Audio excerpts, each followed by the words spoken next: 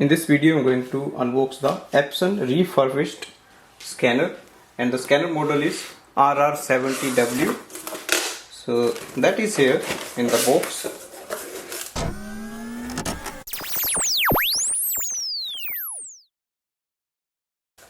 It comes with the USB cable and the scanner itself.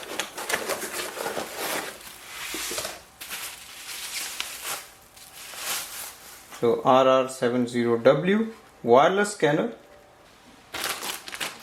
It has a manual and that is the USB cable. Now there is a sheet here inside, that is the calibration sheet. So you just have to feed it here whenever we need to calibrate the scanner.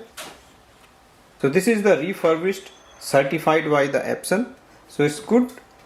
And if we have a close look, so we can see there is a display screen, scanning button, power button, connection button, wireless button, and we can scan letter size or A4 size page along with the ID.